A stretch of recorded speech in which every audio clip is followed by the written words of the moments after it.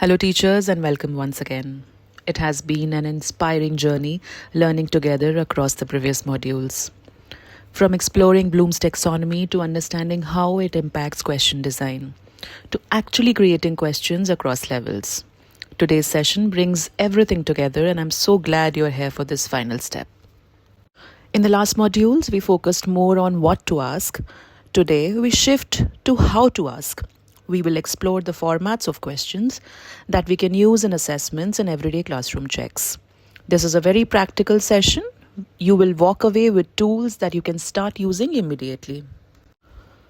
By the end of this module, you will be able to identify different categories and formats of assessment questions, understand which formats serve which learning outcomes, and choose question formats intentionally while planning assessments.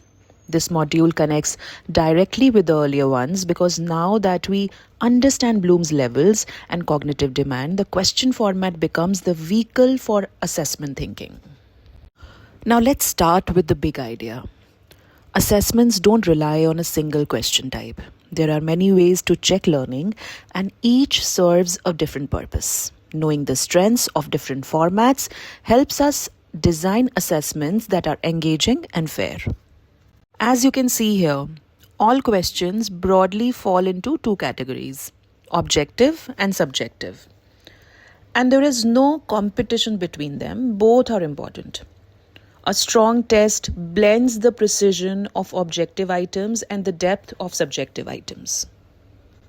Objective formats include multiple choice questions, true-false type, matching, fill in the blanks, one-word answers, and pictorial questions.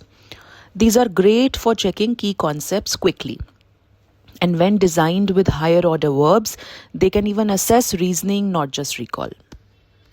Subjective formats include short answer questions, long answers or essays, and word problems. These allow students to express reasoning, justify ideas, and demonstrate depth of learning. When we combine both objective and subjective formats, we create a more complete picture of student learning. This slide, I would say, beautifully connects with our previous modules. A question format does not determine cognitive level, the task does. A multiple choice question can check simple recall, but it can also evaluate reasoning. A long question can assess memory, or it can ask for creativity and critical thinking. So the real magic is in how we frame the question, not in the format itself. Now, dear teachers, that we are clear about formats and the cognitive levels, let us discuss what makes a question effective. A good question is not one that is simply difficult. It is one that is clear, meaningful, and well aligned to learning. Now, let me take you through the critical elements that guide quality question design. Context, content, and learning outcomes. The question should match what was taught and what the child was expected to learn. Clarity of language and instructions, and cultural sensitivity. Learners should struggle with the task, not with the understanding of wording. Visuals and diagrams. When included, they should be relevant, clear, and properly sized. Unnecessary or unclear visuals can confuse learners. Testing time and difficulty. Learners should be able to complete the task within the time provided. Questions should challenge but not overwhelm. In earlier modules, we focused on designing individual questions. Now, this slide takes us one step further. How do we design the entire assessment thoughtfully?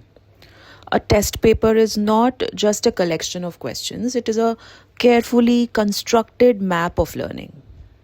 Now let's go through the test paper creation process step by step, and you will notice how each step connects directly with the ideas that we have explored so far. First step is to select the grade and topics that are aligned to teaching. Second step is to identify learning objectives and what thinking level do we want to assess. Then third step is to include questions across knowledge, understanding, application, and HOTS. This is where Bloom's taxonomy connects strongly. Fourth step is to use multiple formats of questions, objective and subjective, to diversify assessment. The fifth step is to add real world or relevant contexts. When questions feel purposeful, students engage more deeply. Next step is to use clear, simple, and age appropriate language. Next step is to ensure adequate coverage of topics. See that not too many questions are from one small area. Last step is to balance difficulty, easy, moderate, and challenging items, so all learners experience success as well as a stretch. If you think about it, this is exactly the journey we have taken across all the modules. We started with understanding thinking, then designing questions to shape thinking, and now learning to build assessments that measure thinking fairly and meaningfully. Now it's your turn to apply everything that you've learned. Your performance task is to design a 30-mark question paper using the provided blueprint, ensuring multiple question formats, coverage of all Bloom's levels. The blueprint and task details are available for download in the PLC app. The task is not just an assignment, it's a real opportunity to practice designing balanced assessments. We encourage you to discuss your work with your peers for better understanding of the concepts.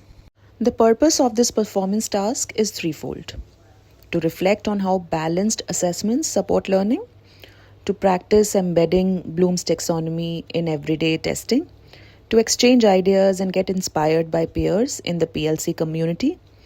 Remember, great assessments don't just measure learning, they support learning. Thank you so much for your active participation through this entire journey, from Bloom's taxonomy to cognitively aligned questions to balanced test design. You now hold a complete toolkit to shape thinking in your classroom. Every effort that you make, every question you frame with intention creates a ripple that touches student learning in the most meaningful way. Keep shining, keep experimenting, and keep making a positive impact. Students grow because teachers grow, and you are a living proof of that.